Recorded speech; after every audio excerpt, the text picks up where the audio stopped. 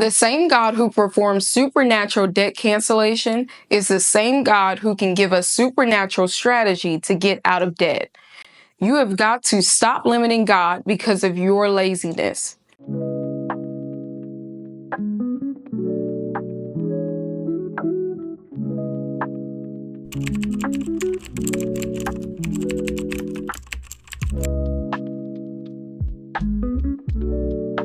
You see, we want things the easy way, but that doesn't do anything but harm us in the end, because we're most likely to do it again, especially if we didn't have to work for it. It is during these times where God is building our character, and he's being so wise because he's taking two birds with one stone. He is building us by allowing us to walk out of our bondage so that we never go back to that place, while at the same time giving us power to eradicate our enemy. Since the beginning of time, God has given us dominion over the earth.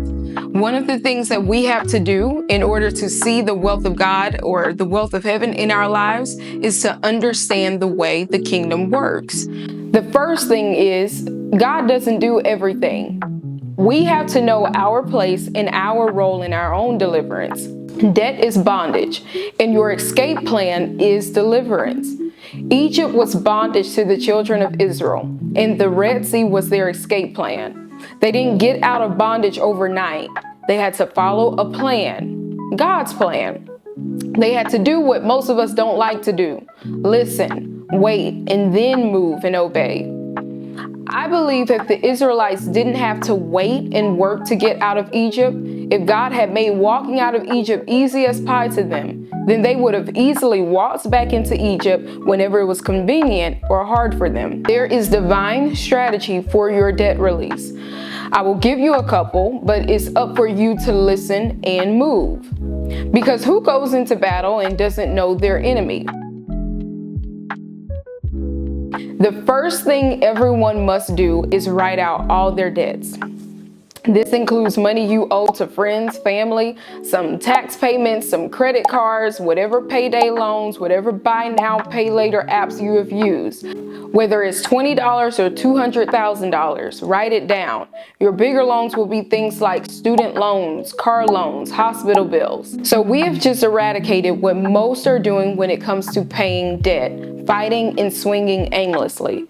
By fighting like that, you're wasting time and energy, and it may be a strategy, but it's not a good strategy. You see, the way fighters are able to knock out giants are by exercising their strength on the smaller giants first. Don't try to get in the ring with the big giant yet. And trust me, you'll have your David and Goliath day. But remember, Goliath wasn't the first enemy David ever defeated.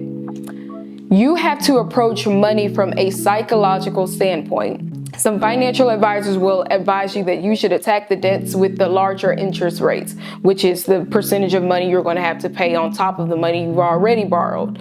But sometimes, depending on the person and the financial situation, the debts with the higher rates are the giants in the big leagues. And as I just mentioned, it's not time for that right now.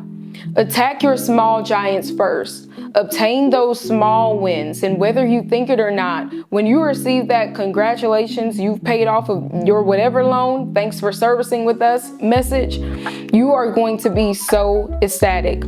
Even though it may not be here now, just say it. Congratulations, you have paid off your loan. Even the thought of it makes you want to leap through walls, right? Well, you can and you will. And it's that same enthusiasm, willingness, and determination that will build you for the big giants. By that time comes, you will be able to say, "I've done this before." You may take more time, but you will be defeated the same way. The first strategy is increasing your income. Now, I know that is easier said than done, but that's only because you keep saying that. There are plenty of things you can do that can increase your income, such as selling some stuff, providing a service you know isn't nerve-wracking and doesn't require degrees and professional certifications, such as dog sitting, photography, hairstyling, cutting grass, even doing someone's homework. Today, some of the top most earning side income hustles come from stuff like Uber or Lyft, Instacart, and tutoring. Find something you're really good at and let people know you will do it for them for a price. And keep doing it. The best part is you don't have to commit to doing this permanently. Take a breather from these jobs when you need to, or work as long and aggressively as you want. The jobs are in your hands and are on your time. The problem many have with this strategy is that it requires work. But money isn't going to just come freely. Money can also come from raises, bonuses, refunds.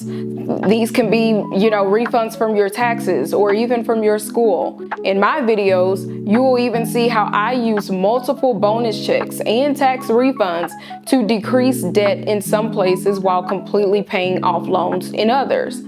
By using this strategy, you will still have your base income from your job to supplement the things you need, such as living costs, and you'll have extra money to throw at each debt every chance you get. Week after week, you'll see yourself crossing off more and more lines of debt, and it'll be over before you know it, depending on your aggressiveness. Strategy number 2, decrease your spending. Now, I think people may hate this one more than the first one, because none of us want to be told that we can't do this and that with our money.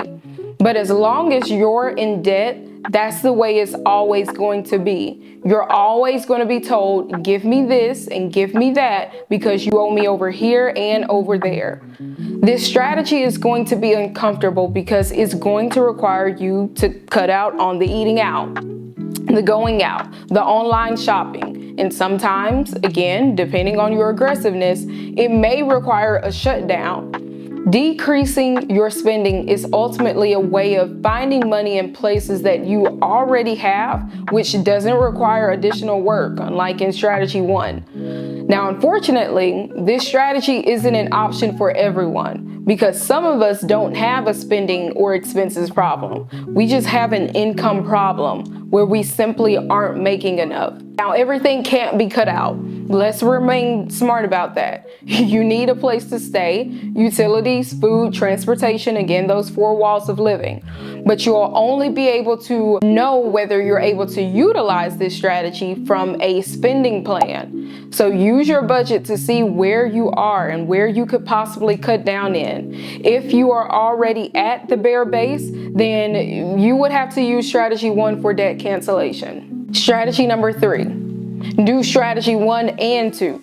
By doing both, you're hitting your debt on 2 ends, through the extra money you've received and from the money you're no longer using to purchase other things that are not beneficial to your debt-free journey. You are working counterproductive to your success if you are still making purchases that bring you into debt. Stop any and all unnecessary spending, especially with your credit cards. Now, this is why I wanted to attack your money mindset first, because stop lying to yourself and calling certain things needs when they are not that at all. Train yourself in your speech because your actions are only a result of your speech. Strategy number 4, settlements. Now, this will take you calling out to credit bureaus and credit lenders to come to an agreement on certain balances. The credit bureaus are Equifax, Experian, and TransUnion. All of these use different methods of calculating your credit score. Credit lenders are going to be credit card companies, loan lenders, or any place in which you directly borrowed the money from. So a settlement is when you say something along the lines of, I only have $200 to go towards this $500 balance. Are you willing to take this payment and settle this loan once and for all? Now, you have a better chance of winning this argument if the loan has been in default for a while and no payments have been made on it. As I always like to say, a sure 100 is better than $1,000 you probably aren't going to ever see. Please note that even though settlements are an easy way out of some debts, it does have the likelihood to hurt your credit. However, if you've already missed payments and a loan is defaulted on, your credit has already been negatively affected. Strategy 5, consolidation. To consolidate something is to bring many things all into one. Now, some of us get overwhelmed with the thought of having debt in multiple places, and understandably so. If you'd rather deal with one pit bull chasing you than 20 chihuahuas, then consolidation may be the best for you. This is going to require you finding a lender with terms that will take all of your debt for a low interest accruing rate. The top two ways you can consolidate your debts is through either balance transfers with a credit card or personal loans. Consolidation allows you to pay everyone off, but will require you to pay it all back to one place instead of many. Consolidation is not for those who don't fancy the thought of robbing Peter to pay Paul, because as mentioned, consolidation is simply moving debt from many places to one. It does not get rid of the debt. Consolidation is another form of a loan, so it will also require a credit check and other potential screenings and eligibility requirements. All credit inquiries will have an effect on your credit score. There are many more strategies, and the greatest part is they come from the one who is greater than I am. Ask him. Humble yourself and ask him for instructions on your release. Listen and wait. Don't get impatient. Some will have to work and wait longer than others, but everyone is being refined during this time. Go through so you never have to come back.